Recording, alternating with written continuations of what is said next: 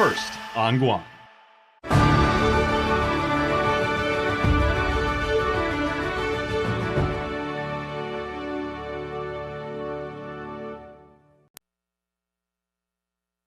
KUAM News headlines are presented by Calvo's Insurance, protecting Micronesia for 85 years. Matson and the Adahi Itano program. Apply at matson.com. Cars Plus, Guam's automotive leader in sustainability and electric vehicles. Learn more at carsplusguam.com. McDonald's of Guam, I'm loving it.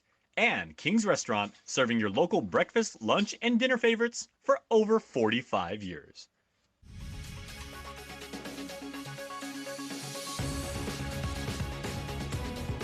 Ahead on KUAM News Primetime. 8 people, including 4 children, were injured by using fireworks at home. I'm Julian Hernandez as neighbors and the Jigo mayor sound off on the New Year's noise. Plus, the hospital's urgent pleas for more money to raise nurses' salaries has been answered. Ernesto Lecanto with the update. If you received a real ID from the NMI government, chances are it doesn't work. I'm Tomas Maglonia with a full report on the reason why coming up tonight. Half a day and good evening. Welcome to KUAM News Primetime. I'm Nick Delgado. Destiny has the night off. Thank you for making us a part of your day.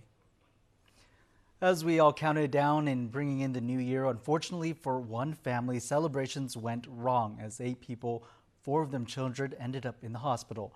Though no one was seriously hurt, it's a reminder that safety should still be in place. Julian Hernandez has more. 3, 2, 1. Happy New Year! While some enjoying the fireworks, others celebrated by shooting off guns and homemade cannons and even cars burning out. The loud celebration heard across the island. Jigo Mayor Anthony Sanchez. If I'm not mistaken, there are laws out there already about shooting your gun on your property or in the air. I guess they just need to enforce that rule, that law more. Island residents are known to bring in the noise with the new year. It sounds longtime Jigo resident Ethan Jasmine is all too familiar with this time of year. Mostly just the burnouts are the ones that are really happening. Gunshots are not as much as before. Right, but how do you feel about that? You know, even hearing like the gunshots happening, you know, do you feel safe in your neighborhood to go out, to even just celebrate yourself? Yeah, because I've been around it like my whole life. But the celebration wasn't all fun. 5 minutes after the clock struck midnight for the new year, medics were called to Jasmine's village along Solace Street. I actually just saw them coming out from the street. Oh, okay, so coming out from here. Yes. What direction were they headed to? This way? They actually came out this way and then just headed down that way. Authorities say 8 people, including 4 children, were treated for injuries linked to the use of improvised fireworks and explosives. KUAM learning the youngest child was just 6 years old. I mean, it's just very unfortunate that it happened, but it's just lucky that nobody really got seriously injured or nobody died. The fire department confirming 5 were taken to area hospitals to be treated for minor to moderate injuries. Further to the left? Yeah, when you get to this curve, go back in there, there's a house back in there. That's where that's explosion. Okay, so that's where it was. Yeah, back in there. James McCoy recalls what he heard moments before medics showed up. I was sitting out here at midnight, and the next thing I heard, kaboom! I seen 2. I seen a blue and a red ball go up in there. And about 10 minutes later, seen the ambulance coming in.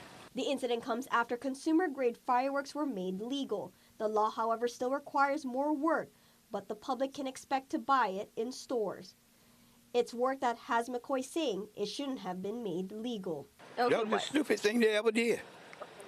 Most of the states in the United States they don't let you use fireworks because so many people done got hurt with it. Just like right there, they were using fireworks, they got hurt. I have grandkids. I don't want my grandkids to get hurt behind their garbage, so we all stayed in the house. And you don't think that's fair, right? Because you want to enjoy... I want to enjoy life. I don't want to see life messed up. Mayor Sanchez admits by passing the law without regulations, incidents like this were bound to happen. Fireworks, I feel, is a little bit more dangerous now because kids can get more access to it. Not with guns. It's hard for a kid to get access to a gun. A parent won't give a child a gun, right? Now, maybe a fireworks to celebrate the new year here. It's not going to hurt you. Just go light it up. Or I'll light it for you and you hold it. And with the 4th of July and Liberation coming up this summer, Sanchez hopes more is done to prevent more people from getting injured during the celebrations. It's going to be like everybody can sell fireworks now, as long as they got the permit. So I just feel, I think more needs to be done to track these fireworks. Where are they coming from? Because if people are just selling it out of their homes, then that's wrong. Julian Hernandez, KUAM News. 2 men admit to dealing drugs on Guam in federal court today. Jesse Pareto and Christian Cundiff each pleaded guilty to distribution of methamphetamine hydrochloride before Magistrate Judge Michael Berdalio in the District Court of Guam. Court documents state Pareto admitted he sold more than 2 grams of meth for $1,500 in Hagerback in November of 2018. Cundiff admitted he was involved in the drug conspiracy. Pareto is scheduled to be sentenced on April 1st. Cundiff is set to appear back in court on April 9th. A man who allegedly admitted to robbing 2 local stores at gunpoint so that he could buy more meth is indicted by a grand jury in the Superior Court of Guam. 31-year-old Jude Ryan Kenga is charged with 2 counts of robbery and theft of property. He is set to answer to the charges today, but his attorney withdrew from the case due to a conflict. Kenga will now return to court on January 9th. As KUAM reported, Kenga allegedly robbed the Daehong store in Manila at gunpoint on November 5th, taking off with $100 from the register. He was also caught on the Jigo Shell gas station's video surveillance, allegedly pointing a gun at the cashier before taking off with $200. A drunk driver is arrested after being accused of hitting a pedestrian in Tamuning late Friday. 29-year-old Michael Leonard Davies is charged with vehicular negligence with bodily injuries and driving while impaired. Court documents state Guam police found the pedestrian lying on the bike lane along Route 14 in Tamuning, bleeding and in pain. Davies was spotted in a car nearby. He allegedly admitted to police that he had just come from the bar and drank about 8 beers that night. A man waiting to learn his fate in a cryptocurrency scheme is back in prison after being accused in using illicit drugs. Julian Abbott Weymouth appeared before Magistrate Judge Michael Berdalio in the District Court today. U.S. probation alleged at least 2 of Weymouth's drug tests came back positive last month for fentanyl and oxycodone. The court remanding him into custody of U.S. Marshals Service. Weymouth previously tested positive for the same drugs multiple times last year. He's scheduled to appear back in court on January 9th. As KUAM reported, Weymouth admitted to stealing millions of dollars from clients in an exchanging and transferring cryptocurrency scheme, primarily using Bitcoin. The case involving about $13 million. Sentencing is set for January 25th. An inmate's complaint against the Department of Corrections tossed by a federal judge today as it exceeded the court's deadline. The complaint over the Manila's prison handling of COVID-19 protocols alleged money betting, withholding mail from the court, and more. Mitsuki Hirayama has the details. A prisoner's civil rights violation complaint against the Department of Corrections dismissed by a federal judge Tuesday for missing a deadline. Inmate Joshua John Tatautau, also known as Joshua Pangilinan, accused DOC of putting his life at risk by housing him with COVID-19 positive inmates when he tested negative, among several other accusations. DOC spokesperson Major Anton Ugin responds to those allegations.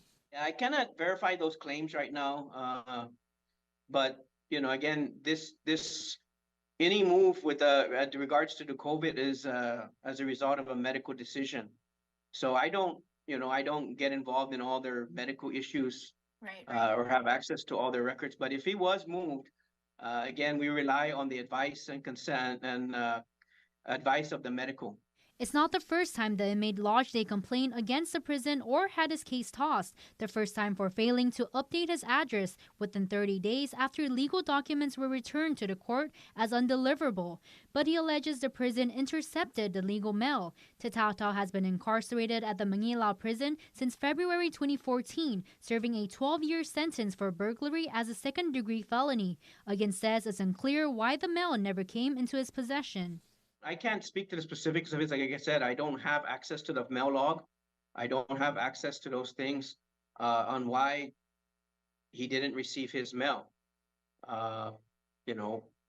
There could be several reasons, but I just don't know right now why. On October 23, the court granted his request for a 60-day extension to file an amended complaint, which was then tossed for missing that deadline. The complaint accuses 2 high-ranking officers with the prison, including the warden, along with its medical doctor. Tatao says he informed the prison of a conflict of interest as he had filed a complaint against the doctor.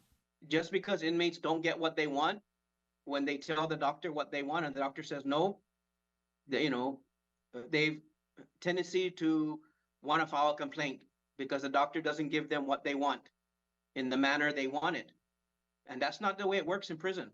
Tatao also alleges a handful of officers of money betting on who can put him in confinement. Again says the inmate later allegedly admitted he lied after he was found with contraband. He admitted later on that he lied.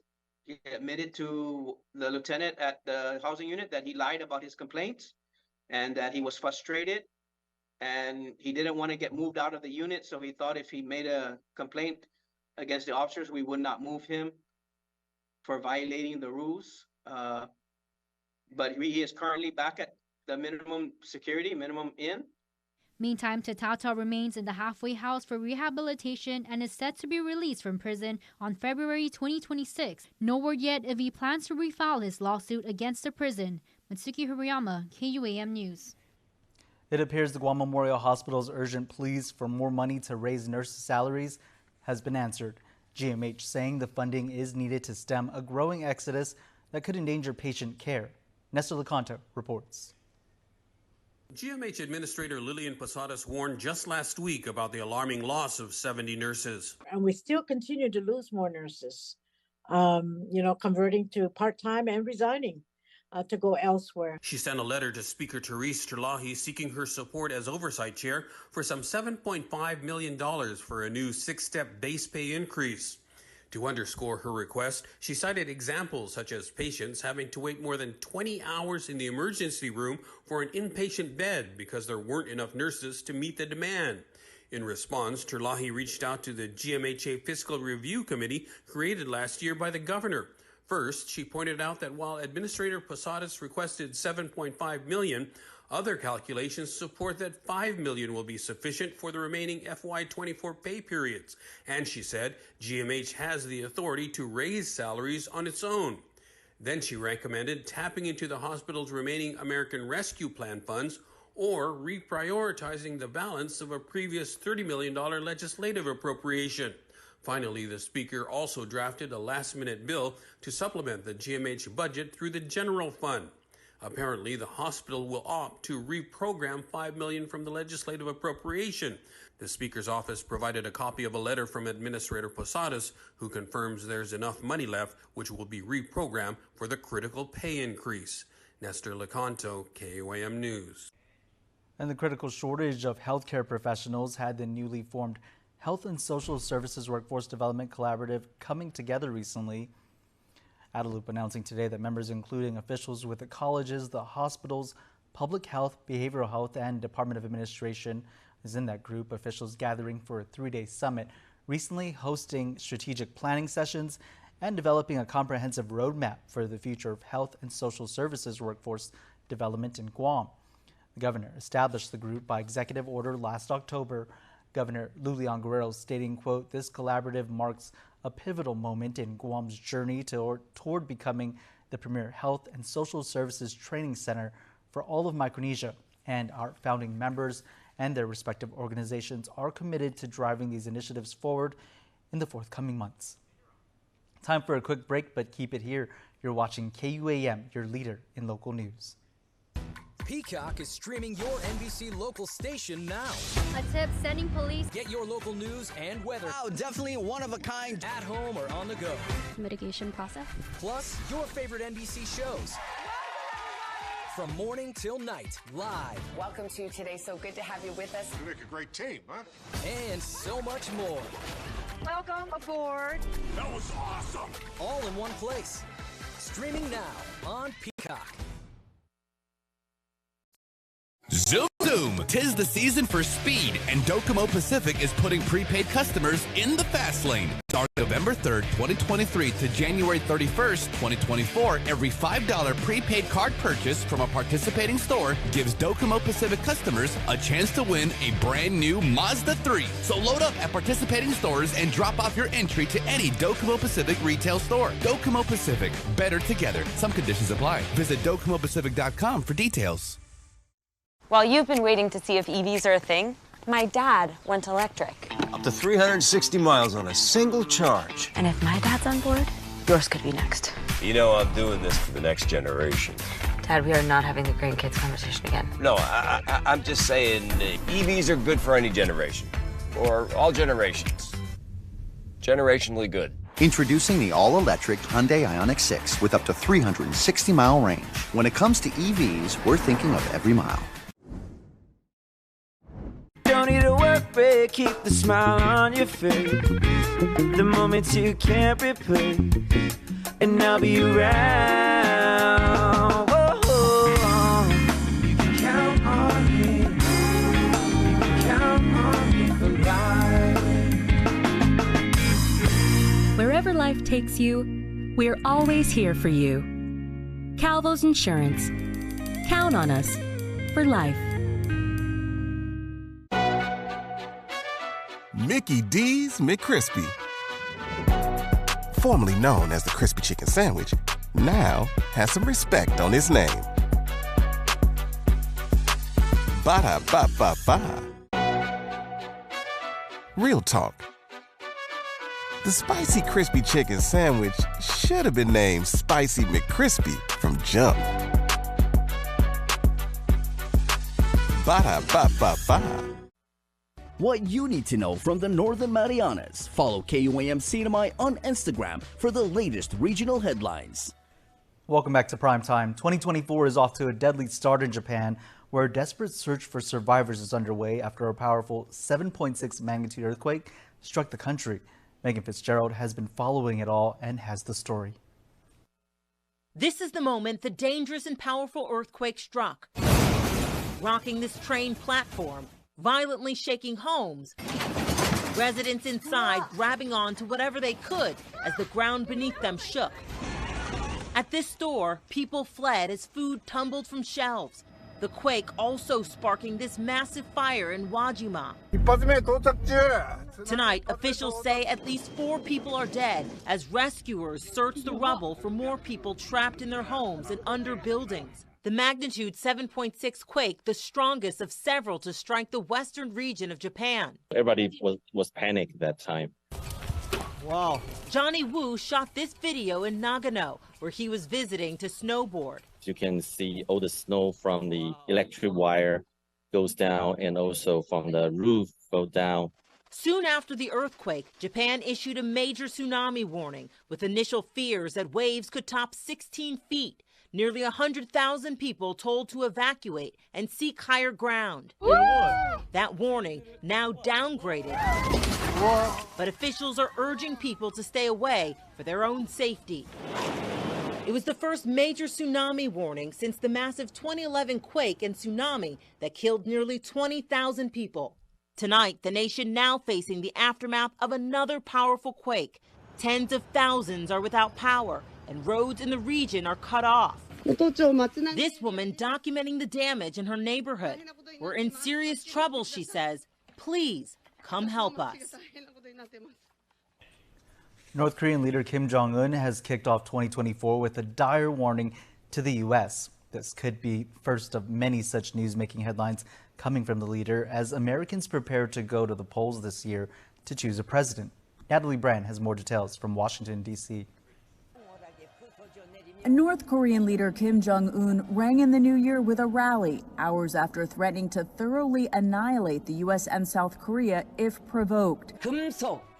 During a meeting to set state goals for the new year, Kim vowed to launch 3 additional military spy satellites, produce more nuclear material, and introduce attack drones in 2024.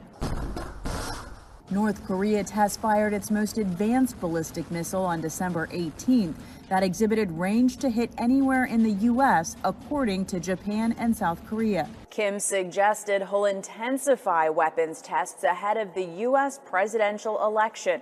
Experts say it could be an attempt to increase his leverage. Analysts on the region say Kim views the testing as a way to get more concessions from the U.S. if former President Donald Trump is reelected. Kim and Trump met for face-to-face negotiations in 2018 in an attempt to denuclearize the peninsula, but the talks fell apart.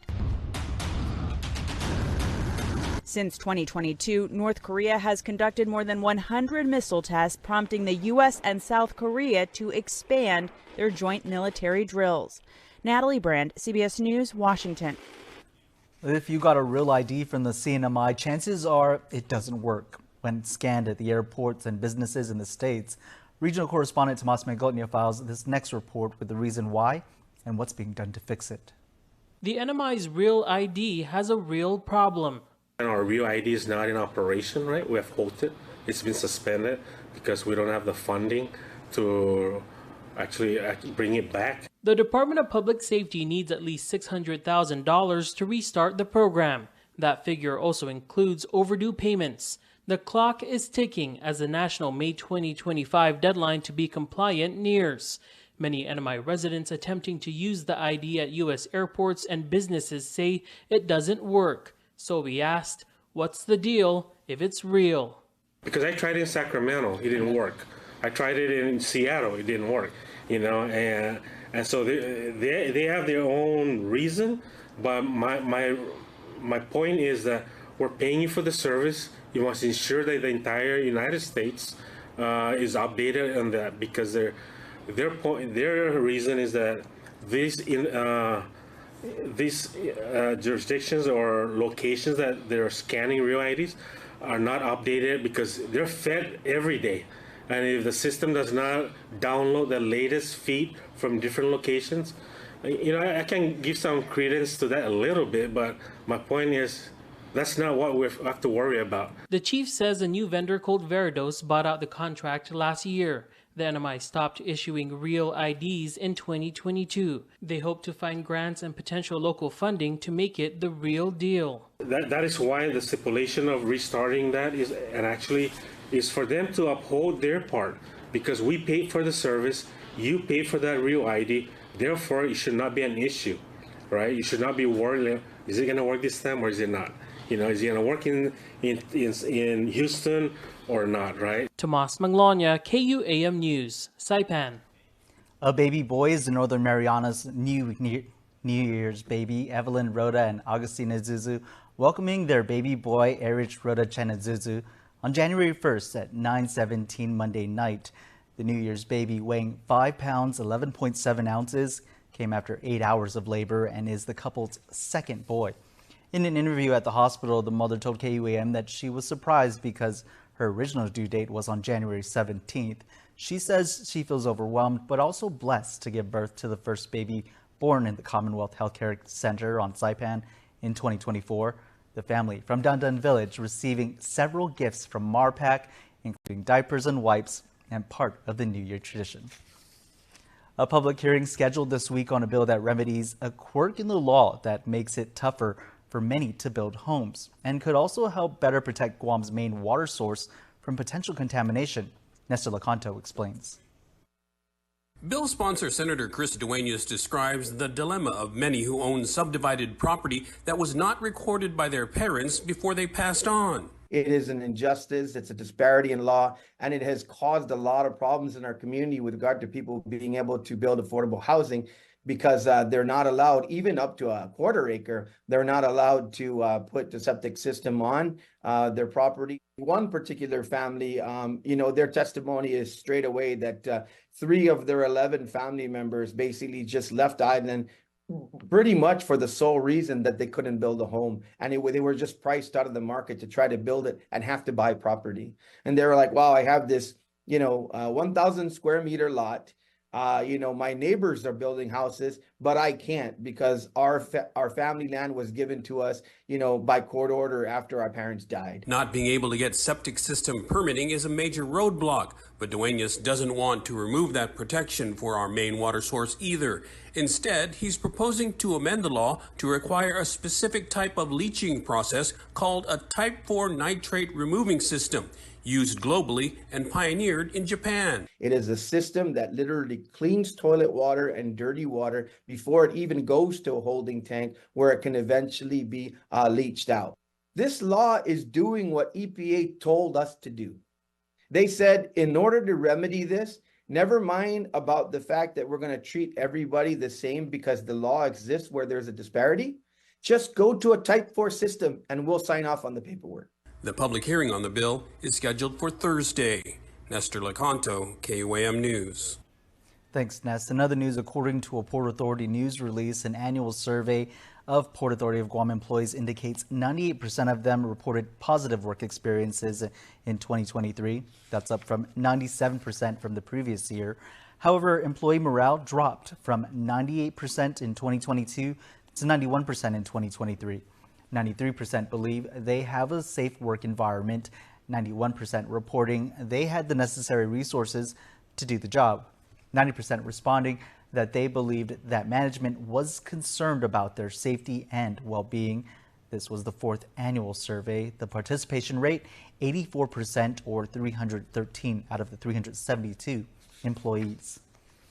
It's a new year. Could that also mean addressing the need for additional members for the Guam Civil Service Commission? That remains to be seen, but could be one of the topics up for discussion at their upcoming meeting on Thursday. As KUAM reported, the board is supposed to be comprised of 7 commissioners. Currently, there are only 4.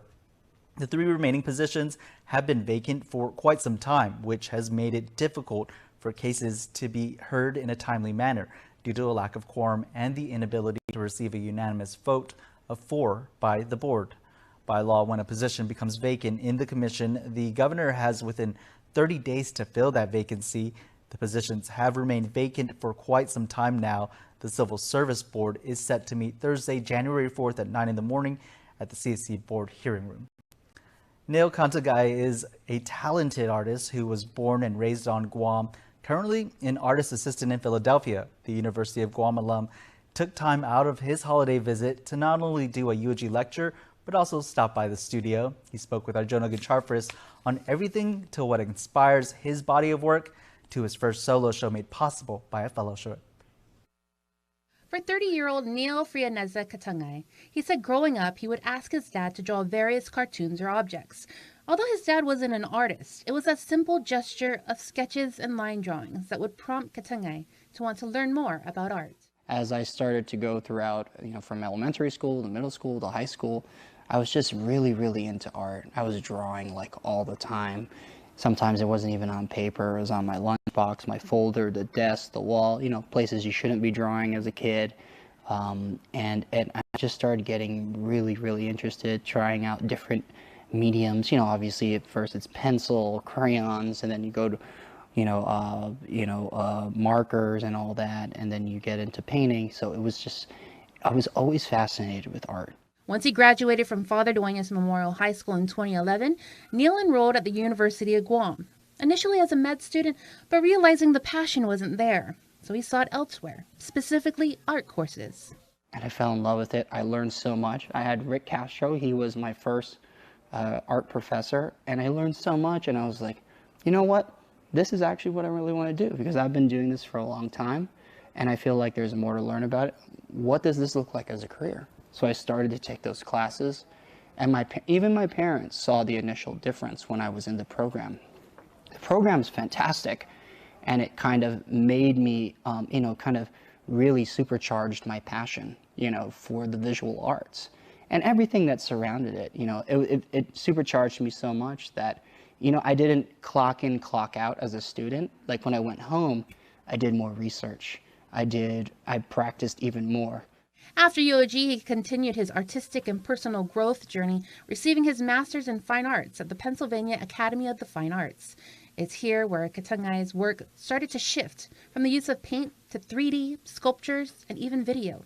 There was also a shift in themes and concepts, moving from fantasy and escapism to self-identity and real world.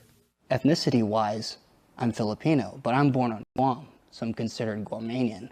And then being born here, we're automatically American citizens, at a certain point. So I was like contesting with that, and that was coming out in my work. And just by the nature of experimenting, colors started to change. Bold colors, I started using straight colors out of the tube. I started leaving things be. I started using video. I started using media that already exists and incorporate it with my, I would make gestures and moves in my work that I would never thought I would have done. Over the years, he has had his artwork featured in many shows, both locally, to include the Guam Art Exhibit, and the Guam Council on the Arts and Humanities Agency, to exhibits in Pennsylvania and even New Jersey. Most recently, he was awarded the 2023 Michelle Angela Ortiz Fellowship and was given the opportunity to curate a show that included his own work. It's his favorite piece of work to date. It really encompasses my journey so far as an artist and mainly my thinking process for each project. As he continues his artistic journey, what inspires his work now? Of course, being away from home, you have an appreciation for home, but you also wanted to research different histories about home. So I really dove into that. So really what's inspired me now for a lot of my artwork is histories of Guam, histories of the Philippines, histories of our relationship with the United States. A lot of these things that revolve around Guam that I grew up with never really took into consideration at all, until now, of course. What would he say to inspire other aspiring artists and creatives? You have to be passionate. You have to look for your opportunity. You have to continue practicing your craft, your artwork, whatever. Most likely you'll have to get a job, and you have to realize sometimes it won't be art related. That's okay, but you need to keep your passion alive. And by doing your practice, researching, like-minded, helps a lot, because sometimes you think, I'm all alone. No one understands me. I'm the struggling artist. You know what I mean? No, there's a lot of people out there. Don't dilly-dally. If you really want to go for it, go for it. 110%. Have to. Jonagan Charfris, KUAM News. Now for a look at your world at home. Here's a view captured of the New Year's Day fireworks in Tumon.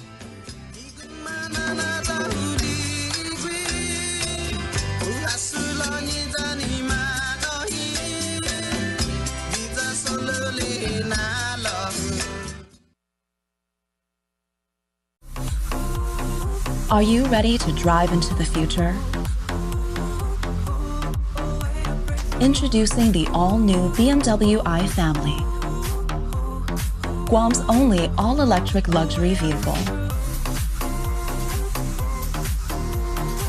For the responsibility of now saying, a black belt is something you've also earned, but it's also a responsibility that you carry now as a practitioner. What does that mean to you? It means a lot, having the responsibility of not just taking care of myself, but also the kids here in this dojo. It makes me feel proud to be a part of this organization and being under my sensei, and as well as just teaching the kids how to be Bushido. Now, all of us Guamanians naturally revere the island virtue of respect.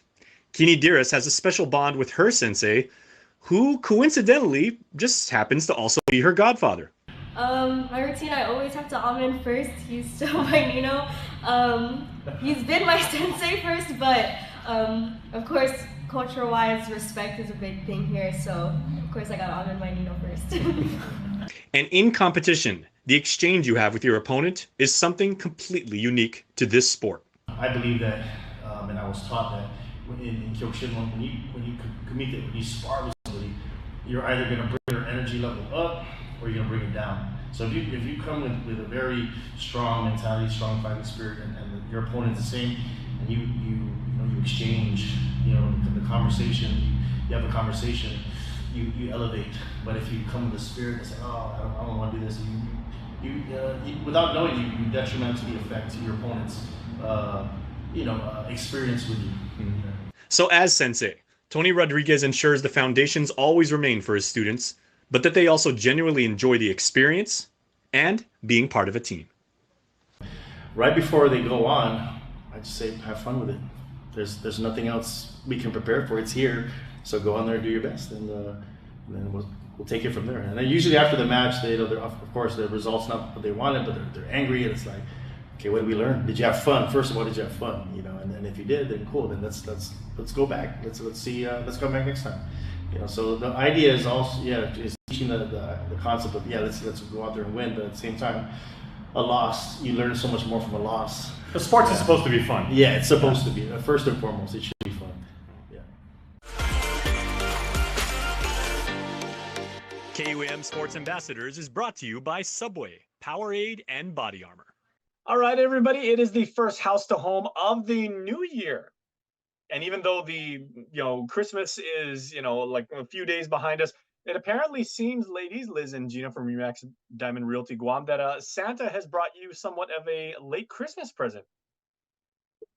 Santa Duenas, Santa Chris Duenas, and Santa, I mean, there's a bunch of them that sponsored this bill, but absolutely. Santa, Senator, are the terms interchangeable? I'm not sure, but Liz, and this is germane to something that we've been talking about a lot on this show, something that the two of you have been outwardly vocal about asking for, and now the fact that we, the community, can comment on what you see as a very big omission is we have that opportunity now. Yes, I think Gina and I have been focused on, it's all about helping our community, especially the area in the north. With the Guam Association of Realtors Legislative Committee, we've been pretty vocal about, okay, what is the solution? And many years ago, there was a bill that was brought up that had issues in limiting your ability to build and other people's ability to build in the northern area. So one of the solutions that was developed is to introduce a nitrate reducing system that would help alleviate the pollution of our groundwater lands. So our sewer systems right now, there's a number of leaks that are going on, and I don't know what is being done to correct that. And the other issue is to bring in sewer systems to all the homes that are in rural areas. So these areas sit above the Guam waterlands, but there's not just one waterlands, there's a number of them, and some areas may be affected, and some of them may not be affected.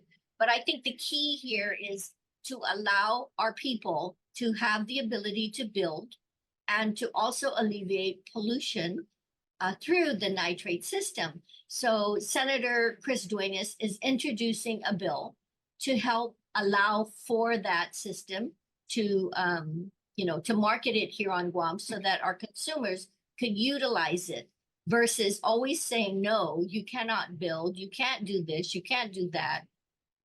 We're here to help the community find solutions to make things happen.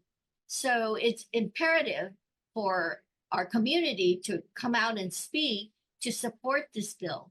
So Gina and I and John are definitely going to be at the different public hearings.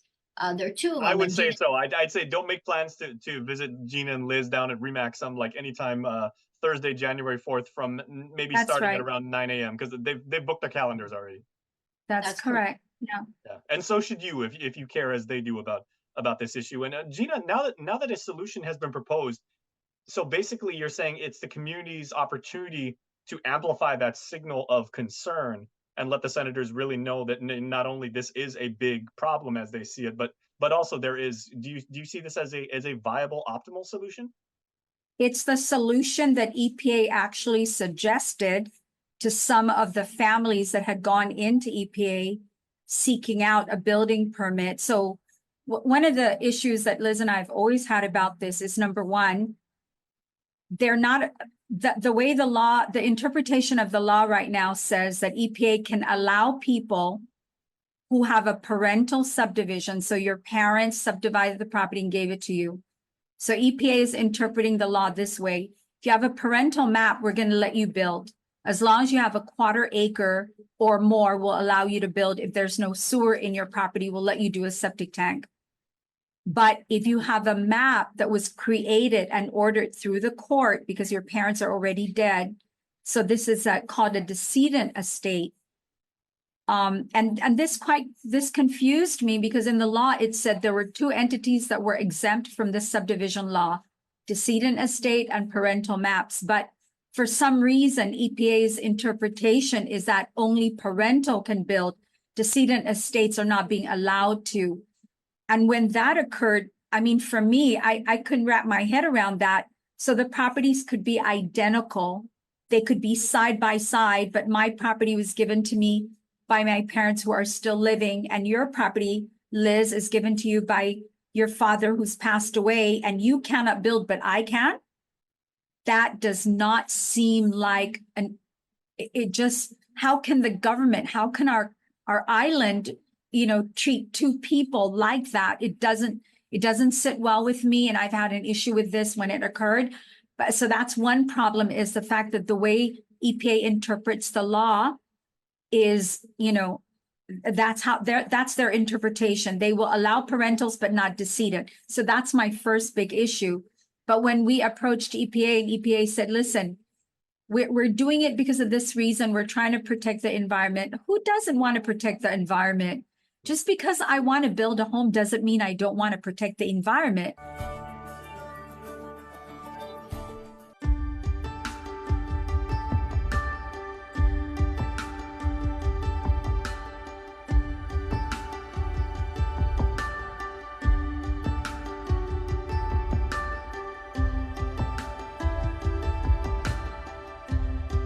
Primarily, our goal is to fill the gaps of services needed, healthcare services needed for our community.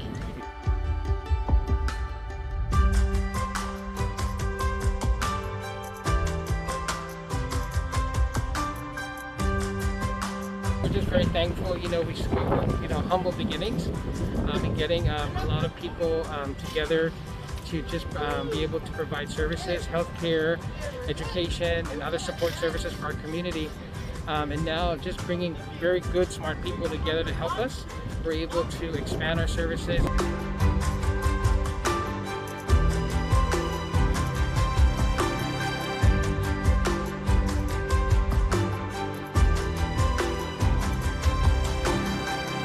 We have a volunteer core organization, and really when we go out to do outreaches, when we have events like this, or even sometimes just like prepping for like bigger outreaches, we put a call out and we always get an overwhelming amount of support from the community to come out and help us. And so for that, we're forever grateful.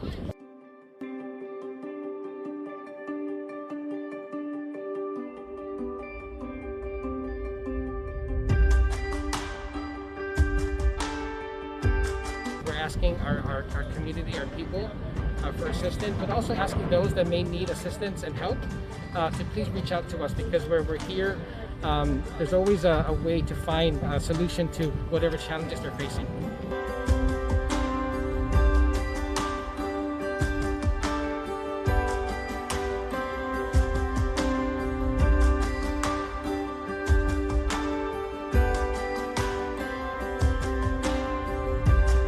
Happy New Year. Happy New Year. God bless. Bye-bye. Thank you.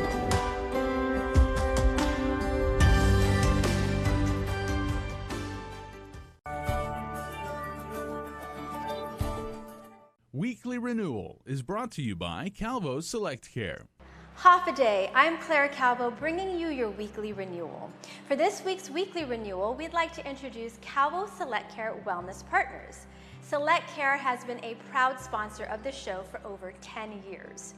When you insure yourself and your family with Calvo Select Care, you gain a wealth of opportunities to get fit and well and thrive in great health. Calvo Select Care believes that wellness is not just the absence of disease. Wellness involves you enjoying life and living your life with meaning and purpose. Select Care's wellness partners can help you achieve that and more. Now, let's check out who our Select Care wellness partners are and get a glimpse into what they have to offer.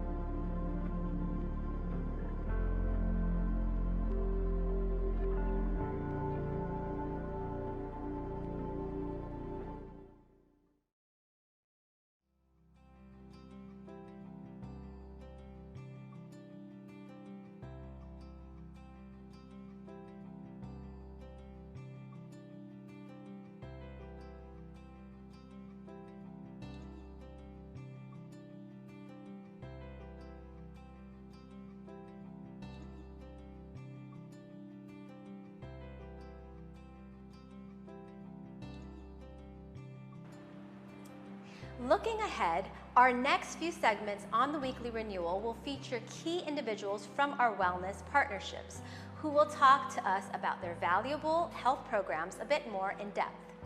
Give us detail on how they actually work and how Calvo Select Care makes it easier to get involved. Thank you. I will see you next time on your Weekly Renewal. Weekly Renewal is brought to you by Calvo Select Care.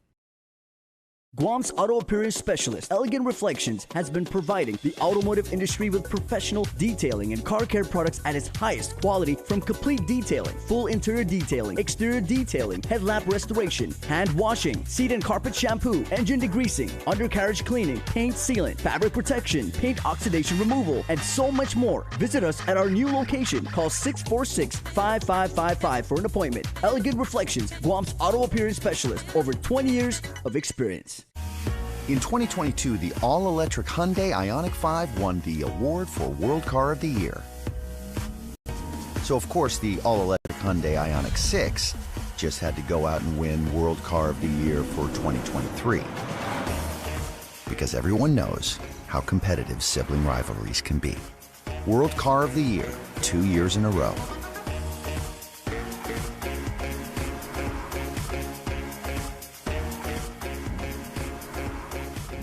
Zoom Zoom! 'Tis the season for speed, and Docomo Pacific is putting prepaid customers in the fast lane. Starting November 3rd, 2023 to January 31st, 2024, every $5 prepaid card purchase from a participating store gives Docomo Pacific customers a chance to win a brand new Mazda 3. So load up at participating stores and drop off your entry to any Docomo Pacific retail store. Docomo Pacific, better together. Some conditions apply. Visit DocomoPacific.com for details.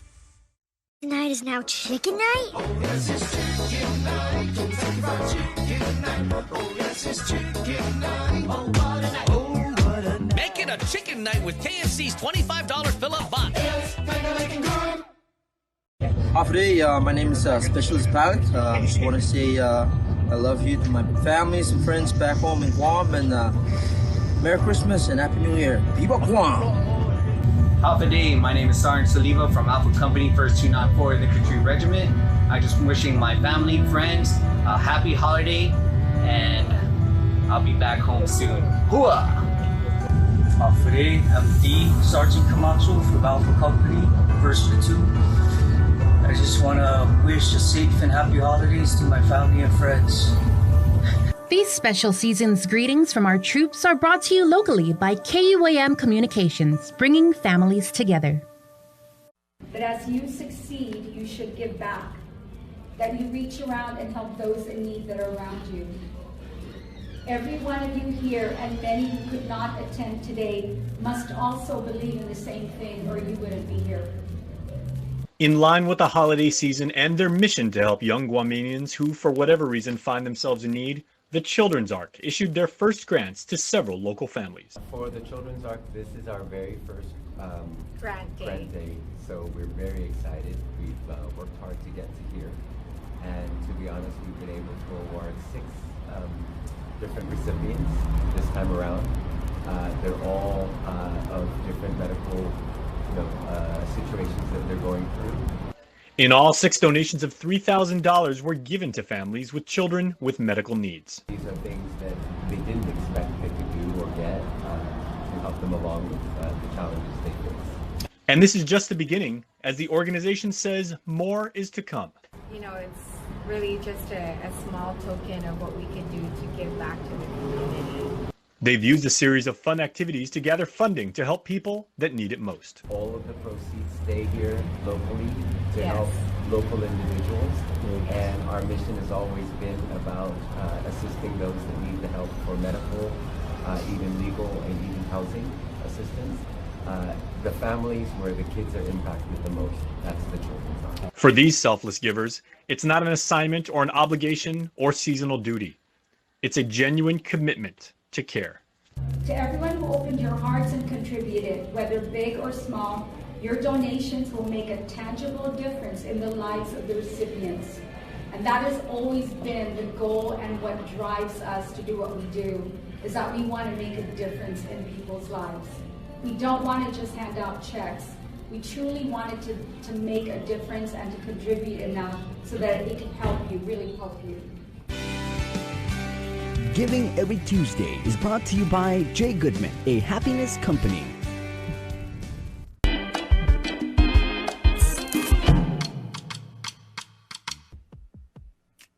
Okay, everybody, party's over. Boys and girls, everybody out of the pool, man. We all got to get back to work, get back to school. I like my economy thriving. Let's do this, everybody, because we got some events that we want you to get involved with. Starting off, speaking of students, the JFK junior class, they are holding a 2K and 5K. It's going to be a fun run, and they are always fun because that's what Islanders do. It is on Saturday, 6:05 start time. Make sure to check it out. Very, very simple registration. Turn around near the Triple J McDonald's if you are in D2K. Shout out to the Islanders for doing that. The Guam Homeless Coalition needs your help, speaking of worthwhile things to do, with their point-in-time count. This starts on Friday, January 6th. They need volunteers because we have to go around and make sure that we can properly account and tabulate those people in our island community who do not have permanent places of residence. So please visit guamhomelesscoalition.org and register. Free training is being made up in the CNMI by the Northern Marianas Coalition Against Domestic and Sexual Violence. You can please make sure to register for this. Very, very worthwhile information. Chief Tom Tremblay, a retired officer, will be presenting the information. All right, Nick and Destiny, we just lay them out here. You guys got to go get involved. Scan those QR codes, make those calls, send those emails, get registered, and participate. It's birthday wishes time. Here's your Cold Stone Creamery Birthday Club shout out submitted on KUAM.com.